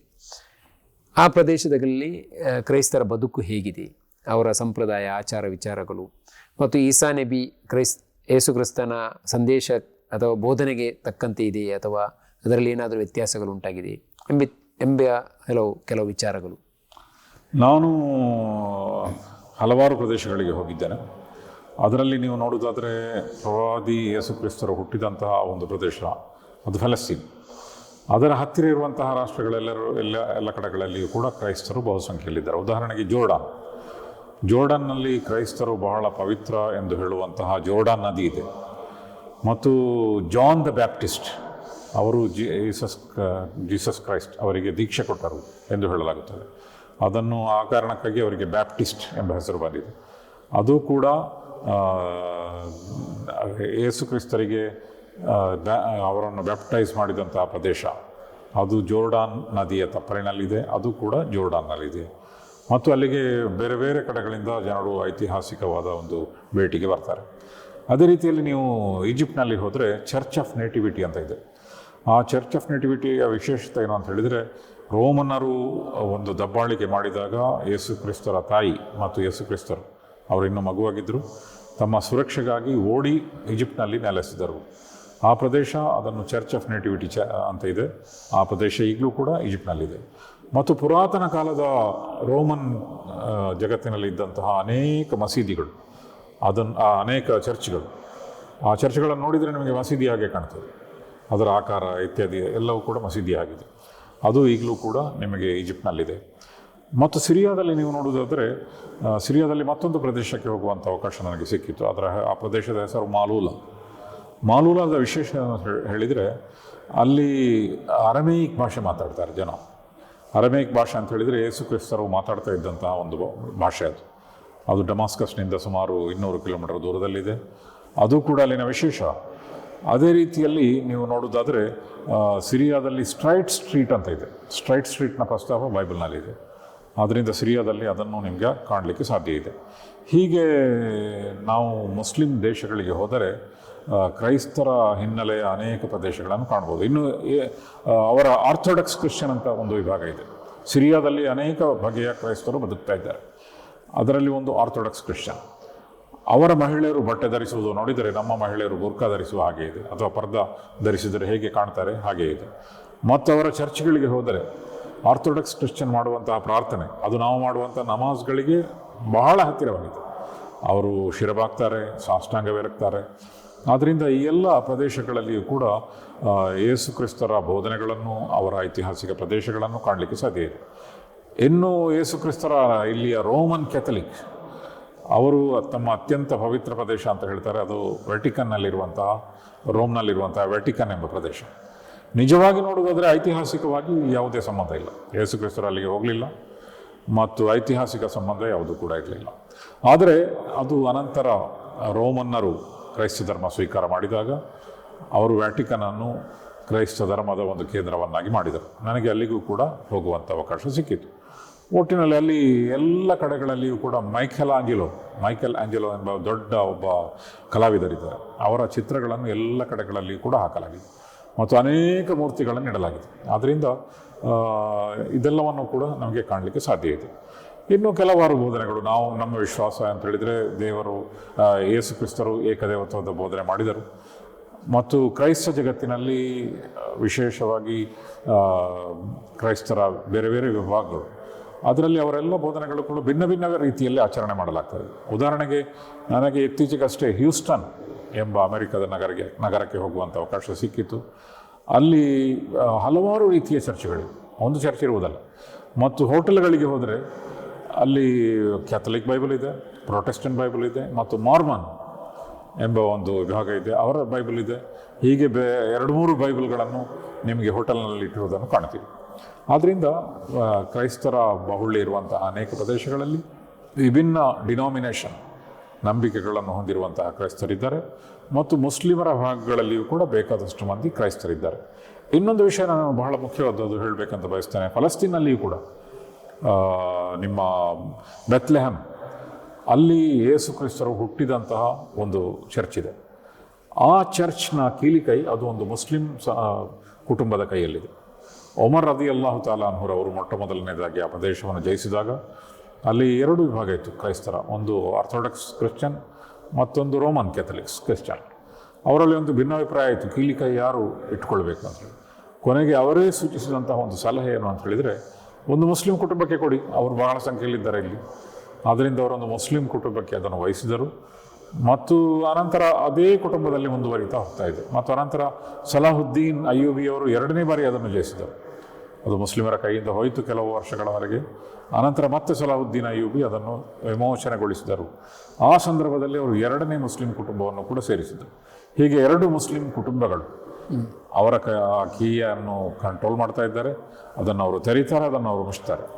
ಇದು ಕೂಡ ಮುಸ್ಲಿಂ ಕ್ರೈಸ್ತ ಸಂಬಂಧಗಳು ಎಷ್ಟು ಆಳವಾಗಿದೆ ಮತ್ತು ಕ್ರೈಸ್ತರು ಹೇಗೆ ಮುಸ್ಲಿಂ ಪ್ರದೇಶಗಳಲ್ಲಿಯೂ ಕೂಡ ಬದುಕ್ತಾ ಇದ್ದಾರೆ ಎಂಬುದನ್ನು ಸೂಚಿಸ್ತದೆ. ಕೊನೆಯದಾಗಿ ಕ್ರಿಶ್ಚಿಯನ್ನರ ವಿಶ್ವಾಸಿಗಳು, ಯೇಸು ಕ್ರಿಸ್ತನ ಅನುಯಾಯಿಗಳ ವಿಶ್ವಾಸದಲ್ಲಿ ಅವರಿಗೆ ಹೆಚ್ಚು ವರ್ಷದಲ್ಲಿ ಒಂದು ಕೊನೆಯ ಹಬ್ಬ ಅಂದರೆ, ದೊಡ್ಡ ಮಹತ್ವದ ಹಬ್ಬ ಅಂದರೆ ಕ್ರಿಸ್ಮಸ್. ಇದು ಯೇಸು ಹುಟ್ಟಿದ ದಿನದ ಒಂದು ಸಂಭ್ರಮ. ಈ ಕ್ರಿಸ್ಮಸ್ನ ಹಿನ್ನೆಲೆ ಮತ್ತು ಅದರ ಉದ್ದೇಶ, ಈ ಬಗ್ಗೆ ಒಂದು. ಈ ಜನ್ಮದಿನದ ಮಟ್ಟಿಗೆ ಹೇಳುವುದಾದರೆ, ಯಾವುದೇ ದೊಡ್ಡ ವ್ಯಕ್ತಿಗಳ ಜನ್ಮದಿನ ಅದು ಕರಾರುವಕ್ಕಾದ ದಿನದಲ್ಲಿ ಇಲ್ಲ. ಉದಾಹರಣೆಗೆ ಪ್ರವಾದಿ ಮೊಹಮ್ಮದ್ ಸಲ್ಲಲ್ಲಾಹು ಅಲೈಹಿ ವಸಲ್ಲಂ ಅವರ ಜನ್ಮದಿನದ ಬಗ್ಗೆ ಕೂಡ ರಬಿಯುಲ್ ಅವ್ವಲ್ 12ರಂದು ಅವರ ಜನ್ಮದಿನ ಎಂದು ಹೇಳಲಾಗ್ತದೆ. ಆದರೆ ಕರಾರುವಕ್ಕಾದ ತಾರೀಕು ಯಾರಿಗೂ ಗೊತ್ತಿಲ್ಲ. ಮತ್ತು ಪ್ರವಾದಿ ಮೊಹಮ್ಮದ್ ಸಲ್ಲಮರು ನಿಧನರಾಗಿ ಹಲವು 100 ವರ್ಷಗಳವರೆಗೆ ಯಾರೂ ಕೂಡ ಜನ್ಮದಿನವನ್ನು ಆಚರಿಸ್ತಾ ಇರಲಿಲ್ಲ. ಆದ್ದರಿಂದ ಪ್ರವಾದಿ ಮೊಹಮ್ಮದ್ ಸಲ್ಲಮರ ಜನ್ಮದಿನ ಕೂಡ ನಿಖರವಾದಂತಹ ದಿನದಲ್ಲಿಲ್ಲ. ಹೀಗೆ ಅನೇಕ ವ್ಯಕ್ತಿಗಳ ಬಗ್ಗೆ ಹೇಳ್ಬೋದು. ಯೇಸು ಕ್ರಿಸ್ತರ ಬಗ್ಗೆಯೂ ಕೂಡ ಇದನ್ನೇ ಹೇಳ್ಬೋದು. ಯೇಸು ಕ್ರಿಸ್ತ ಈ ಕ್ರಿಸ್ಮಸ್ ಹೇಗೆ ಆರಂಭ ಆಯಿತು ಅಂತ ಹೇಳಿದರೆ, ಪ್ರವಾದಿ ಯೇಸು ಕ್ರಿಸ್ತರ ನಂತರ 325ನೇ ವರ್ಷದಲ್ಲಿ ರೋಮನ್ನ ದೊರೆ ಕಾನ್ಸ್ಟ್ಯಾಂಟಿನ್ ಅವರು ಕ್ರೈಸ್ತ ಧರ್ಮ ಸ್ವೀಕಾರ ಮಾಡಿದರು. ಮತ್ತು ಕ್ರೈಸ್ತ ಧರ್ಮ ಸ್ವೀಕಾರ ಮಾಡಿದ ನಂತರ ಅವರು ರೋಮ್ನಲ್ಲಿ ಬಹುದೇವಾರಾಧನೆ ವಿಶ್ವಾಸ ಇತ್ತು, ಬಹುದೇವಾರಾಧನೆ ಇತ್ತು. ಮತ್ತು ವಿಶೇಷವಾಗಿ ಅವರು ಗ್ರಹಗಳನ್ನು ಪೂಜಿಸ್ತಾ ಇದ್ದರು. ಆದ್ದರಿಂದಲೇ ಅಲ್ಲಿ ಸ್ಯಾಟರ್ನೇಲಿಯಾ ಎಂಬ ಒಂದು ಹಬ್ಬ ಇತ್ತು. ಸ್ಯಾಟರ್ನ್ ಅಂತ ಹೇಳಿದರೆ ಶನಿಗ್ರಹ. ಸ್ಯಾಟರ್ನೇಲಿಯಾ ಅಂತ ಹೇಳಿದರೆ ಶನಿಗ್ರಹಕ್ಕೆ ಸೇರಿದಂತಹ ಹಬ್ಬ. ನಮ್ಮ ದೇಶದಲ್ಲಿಯೂ ಕೂಡ ಶನಿಗ್ರಹಕ್ಕೆ ಬಹಳ ಮಹತ್ವವನ್ನು ಕಲ್ಪಿಸ್ತಾರೆ. ಆ ದೇಶದಲ್ಲಿಯೂ ಕೂಡ ಶನಿಗ್ರಹಕ್ಕೆ ಬಹಳ ಮಹತ್ವ ಇತ್ತು. ಆ ಸ್ಯಾಟರ್ನೇಲಿಯಾ ಡಿಸೆಂಬರ್ 25ರಂದು ನಡೀತಾ ಇತ್ತು. ದೊಡ್ಡ ಹಬ್ಬ ಅದು. ಅದನ್ನು ಅವರು ಬದಲಾವಣೆ ಮಾಡಿದರು ಮತ್ತು ಹೇಳಿದರು ಅವತ್ತು ನಾವು ಕ್ರಿಸ್ಮಸ್ ಮಾಡ್ತೇವೆ ಅಂತ ಹೇಳಿದರು. ಅಲ್ಲಿಂದಲೇ ಬರುವಂಥದ್ದು ಈ ಕ್ರಿಸ್ಮಸ್ ಟ್ರೀ ಇತ್ಯಾದಿಗಳೆಲ್ಲವೂ ಕೂಡ ಹಬ್ಬ ಇತ್ಯಾದಿಗಳು. ಆದ್ದರಿಂದ ಅವರು ಮಾಡಿದಂತಹ ಕಾನೂನದು. ಅದರಿಂದ ಇಂದಿಗೂ ಕೂಡ ಕ್ರೈಸ್ತ ಜಗತ್ತಿನಲ್ಲಿ ಅದೇ ದಿನ ಅವರು ಹುಟ್ಟಿದ ದಿನ ಎಂಬ ವಿಶ್ವಾಸ ಕ್ರೈಸ್ತ ಜಗತ್ತಿನಲ್ಲಿಲ್ಲ. ಆದರೆ ಜನಜನಿತವಾಗಿ ಅದು ಹಬ್ಬವಾಗಿ ಮಾಡಲಾಗ್ತದೆ. ಯಾಕಂತ ಹೇಳಿದರೆ ಕಾನ್ಸ್ಟ್ಯಾಂಟಿನ್ ಎಂಬ ರೋಮನ್ ದೊರೆ ಅದನ್ನು ಜಾರಿಗೊಳಿಸಿದರು ಮತ್ತು ಕೆಲವಾರು ವಿಷಯಗಳನ್ನು ಜಾರಿಗೊಳಿಸಿದರು. ಅದೇ ರೀತಿಯಲ್ಲಿ ಸನ್ ಅಂತ ಹೇಳಿದರೆ ಸೂರ್ಯ, ಅದು ಸೂರ್ಯನ ದಿನ. ಅವರಿಗೆ ಗ್ರಹಗಳಿಗೆ ಬಹಳ ಮಹತ್ವ ಕೊಡ್ತಾ ಇದ್ರು. ಸಂಡೇ ಅದು ಪ್ರಾರ್ಥನೆಯ ದಿನ ಅಂತ ಹೇಳಿ ಬೈಬಲ್ನಲ್ಲಿ ಎಲ್ಲಿ ಕೂಡ ಇಲ್ಲ. ಅಂತಹ ಹಿನ್ನೆಲೆ ಇರಲಿಲ್ಲ. ಆದ್ದರಿಂದ ಅವರು ಅದನ್ನು ಕೂಡ ಜಾರಿಗೊಳಿಸಿದವರೇ ಕಾನ್ಸ್ಟ್ಯಾಂಟಿನ್. ಸಂಡೇ ಅಥವಾ ರವಿವಾರದ ದಿನ ಅದು ಪ್ರಾರ್ಥನೆಯ ದಿನ ಎಂದವರು ಜಾರಿಗೊಳಿಸಿದರು. ಆದರೆ ಇಂದು ನೀವು ನೋಡುವುದಾದರೆ ಜಗತ್ತಿನಲ್ಲಿ ಎಲ್ಲ ಕಡೆಗಳಲ್ಲಿಯೂ ಕೂಡ ಕ್ರಿಸ್ಮಸ್ ಅದನ್ನು ದೊಡ್ಡ ಆಚರಣೆಯಾಗಿ ಆಚರಿಸಲಾಗುತ್ತದೆ. ಅದರಿಂದ ಪ್ರಯೋಜನ ಕೂಡ ಇದೆ, ವ್ಯಾಪಾರಕ್ಕೆ ಪ್ರಯೋಜನ ಇದೆ ಮತ್ತು ವಿಶ್ವದ ಜನರಿಗೆ ವ್ಯಾಪಾರ. ನೀವು ಟಿಕೆಟ್ ನೋಡೋದಾದರೂ ಕೂಡ ಕ್ರಿಸ್ಮಸ್ ಸೀಸನ್ನಲ್ಲಿ ಟಿಕೆಟ್ ಬಹಳ ಹೆಚ್ಚಿರ್ತದೆ. ಯಾಕಂತ ಹೇಳಿದರೆ ರಜೆ ಕೊಡ್ತಾರೆ, ಅದೊಂದು ರಜಾ ದಿನಗಳು, ಜನರು ಹೆಚ್ಚು ಯಾತ್ರೆ ಮಾಡ್ತಾರೆ. ಆದ್ದರಿಂದ ಈ ಎಲ್ಲ ರಜೆಗಳು ಸರ್ಕಾರಗಳು ಯಾಕೆ ಮಾಡ್ತವೆ ಅಂತ ಹೇಳಿದರೆ ಅದರ ಜೊತೆಗೆ ಒಂದು ರೀತಿಯ ಜನಸಂಬಂಧ, ವ್ಯಾಪಾರದ ವೃದ್ಧಿ, ಒಂದು ರೀತಿಯ ಬೇರೆ ಬೇರೆ ಕಾರಣಗಳಿವೆ. ಅಂತಹ ಕಾರಣಗಳೊಂದಿಗೆ ಕ್ರಿಸ್ಮಸ್ ಕೂಡ ಲಗತ್ತಿಸಲ್ಪಟ್ಟಿದೆ ಮತ್ತು ಅದನ್ನು ಯೇಸು ಕ್ರಿಸ್ತರ ಜನ್ಮದಿನ ಎನ್ನುವ ರೀತಿಯಲ್ಲಿ ಆಚರಿಸಲಾಗುತ್ತದೆ. ಅದರ ಇತಿಹಾಸ ಇರುವುದಿಲ್ಲ. ಆದರೆ ಅದಕ್ಕೆ ಯಾವುದೇ ರೀತಿ ಅಧಿಕೃತವಾದ ದಾಖಲೆ ಇಲ್ಲ. ಕುರಾನ್ನ ಮಟ್ಟಿಗೆ ಹೇಳುವುದಾದರೆ ಅವರು ಸಮ್ಮರ್ನಲ್ಲಿ ಹುಟ್ಟಿದರು, ಬೇಸಿಗೆ ಕಾಲದಲ್ಲಿ. ಯಾಕಂತ ಹೇಳಿದರೆ ಮರಿಯಂ ಅಲೈಹಿಸ್ಸಲಾಮರಿಗೆ ಕುರಾನ್ನಲ್ಲಿ ಬಂದಿರುವಂಥ ವಾಕ್ಯಗಳ ಪ್ರಕಾರ ನೀವು ಖರ್ಜೂರದ ಗಿಡವನ್ನು ಅಲುಗಾಡಿಸಿ ಎಂದು ಹೇಳಿದರು ಮತ್ತು ಅದರಿಂದ ಬರುವಂತಹ ಅತ್ಯುತ್ತಮವಾದ ಖರ್ಜೂರವನ್ನು ನೀವು ಸೇವಿಸಿ ಎಂದು ಹೇಳಲಾಗಿತ್ತು. ನಮಗೆಲ್ಲರಿಗೂ ಗೊತ್ತಿರುವಂತೆ, ನಮಗೆಲ್ಲರಿಗೂ ಕೂಡ ಮಿಡ್ಲ್ ಈಸ್ಟ್ ಅಥವಾ ಮಧ್ಯಪ್ರಾಚ್ಯದ ಸಂಬಂಧ ಇದೆ. ಅಲ್ಲಿ ಖರ್ಜೂರದ ಮರದಲ್ಲಿ ಖರ್ಜೂರ ಆಗುವುದು ಯಾವಾಗ ಅಂತ ಹೇಳಿದರೆ ಬೇಸಿಗೆಯಲ್ಲಿ. ಡಿಸೆಂಬರ್ ಅದು ಚಳಿಗಾಲದಲ್ಲಿ. ಆದ್ದರಿಂದ ಅದು ಡಿಸೆಂಬರ್ ಆಗಲಿಕ್ಕೆ ಸಾಧ್ಯವೇ ಇಲ್ಲ ಪವಿತ್ರ ಕುರಾನ್ನ ಪ್ರಕಾರ. ಕೊನೆಯದಾಗಿ ಏನು ನಮ್ಮ ಪ್ರೇಕ್ಷಕರಿಗೊಂದು ಸಂದೇಶವನ್ನು ಈ ಮೂಲಕ ತಿಳಿಸೋದು? ನಮ್ಮಲ್ಲಿ ಬೇರೆ ಬೇರೆ ಧರ್ಮಗಳಿವೆ, ದೊಡ್ಡ ಸಂಖ್ಯೆಯಲ್ಲಿವೆ. ಭಾರತದ ಮಟ್ಟಿಗೆ ಹೇಳುವುದಾದರೆ ಹಿಂದೂಗಳು ದೊಡ್ಡ ಸಂಖ್ಯೆಯಲ್ಲಿದ್ದಾರೆ ಮತ್ತು ಮುಸ್ಲಿಮರು ದೊಡ್ಡ ಸಂಖ್ಯೆಯಲ್ಲಿದ್ದಾರೆ, ಕ್ರೈಸ್ತರು ಕೂಡ ದೊಡ್ಡ ಸಂಖ್ಯೆಯಲ್ಲಿ. ವಿಶ್ವದಲ್ಲಿ ನೀವು ನೋಡೋದಾದರೂ ಕೂಡ ಕ್ರೈಸ್ತರು ಮುಸ್ಲಿಮರು ದೊಡ್ಡ ಸಂಖ್ಯೆಯಲ್ಲಿದ್ದಾರೆ. ಆದ್ದರಿಂದ ನಮ್ಮ ವಿಭಾವನೆಗಳು ಭಿನ್ನ ಭಿನ್ನ ಆಗಿರ್ಬೋದು. ಆದರೆ ಪರಸ್ಪರನನ್ನು ಅರ್ಥ ಮಾಡಿಕೊಳ್ಳುವುದು ಮತ್ತು ಪರಸ್ಪರ ಭಿನ್ನವಾದ ವಿಭಾವನೆಗಳನ್ನು ಅರ್ಥ ಮಾಡಿಕೊಂಡು ಅದನ್ನು ಗೌರವಿಸುವುದು ಮತ್ತು ಪರಸ್ಪರನನ್ನು ಗೌರವಿಸುವುದು ಬಹಳ ಮುಖ್ಯ. ಕ್ರೈಸ್ತ ಜಗತ್ತಿನಲ್ಲಿ ನೋಡುವುದಾದರೆ ಬಹಳ ಹೆಚ್ಚಿನ ಸಂಖ್ಯೆಯಲ್ಲಿ ಮುಸ್ಲಿಮರಿದ್ದಾರೆ ಮತ್ತು ಅದನ್ನು ಮುಸ್ಲಿಮರು ಕೂಡ ಗೌರವಿಸ್ತಾರೆ. ಆದ್ದರಿಂದ ಈ ಪರಸ್ಪರರ ವಿಷಯಗಳನ್ನು ತಿಳಿದುಕೊಳ್ಳುವುದು ಮತ್ತು ಒಂದು ಗೌರವಯುತವಾದಂತಹ ಸಂಬಂಧವನ್ನು ಇಟ್ಟುಕೊಳ್ಳುವುದು ಬಹಳ ಮುಖ್ಯ ಅಂತ ನಾನು ಹೇಳಬಯಸ್ತೇನೆ. ವೀಕ್ಷಕರೇ, ಪ್ರವಾದಿ ಈಸಾ ಯೇಸು ಕ್ರಿಸ್ತರ ಬಗ್ಗೆ ಬೈಬಲ್ ಮತ್ತು ಕುರ್ಆನಿನ ಬೆಳಕಿನಲ್ಲಿ ಅನೇಕಾರು ಐತಿಹಾಸಿಕ ಮತ್ತು ಹಲವಾರು ಸಾರ್ವಜನಿಕ ವಿಷಯಗಳನ್ನು ನಮ್ಮೊಂದಿಗೆ ಹಂಚಿಕೊಂಡಂತಹ ಬರಕಾ ಇಂಟರ್ನ್ಯಾಷನಲ್ ಶಾಲೆಯ ಪ್ರಾಂಶುಪಾಲರಾದಂತಹ ಜನಾಬ್ BS ಶರಫುದ್ದೀನ್ ಇವರು ಈ ಹೊತ್ತು ನಮ್ಮ ವಿಚಾರ ಜ್ಯೋತಿ ಮಾತುಕತೆ ಕಾರ್ಯಕ್ರಮದಲ್ಲಿ ಸಮಯ ನೀಡಿದ್ದಕ್ಕಾಗಿ ಅವರಿಗೆ ಧನ್ಯವಾದವನ್ನು ಸಲ್ಲಿಸ್ತಾ ಇದ್ದೇನೆ. ಧನ್ಯವಾದಗಳು ಸರ್. ತುಂಬ ಧನ್ಯವಾದಗಳು. ಮಷ್ಕೂರ್. ವೀಕ್ಷಕರೇ, ಇಸ್ಲಾಮಿನ ಬಗ್ಗೆ ಹಲವು ಗೊಂದಲಗಳು, ಭಿನ್ನಾಭಿಪ್ರಾಯಗಳು, ಪ್ರಶ್ನೆಗಳು ನಿಮ್ಮಲ್ಲಿರಬಹುದು. ನಿಮ್ಮ ಸಂಶಯಗಳು ಪ್ರಶ್ನೆಗಳನ್ನು ಕಮೆಂಟ್ ಬಾಕ್ಸಿನಲ್ಲಿ ಹಂಚಿಕೊಳ್ಳಿ. ವಿಚಾರ ಜ್ಯೋತಿ ಚಾನಲ್ ಲೈಕ್ ಮಾಡಿ, ಸಬ್ಸ್ಕ್ರೈಬ್ ಮಾಡಿ, ಶೇರ್ ಮಾಡಿ. ಅರಿವೇ ವಿಮೋಚನೆ, ವಿಚಾರವೇ ಜ್ಯೋತಿ. ಧನ್ಯವಾದಗಳು.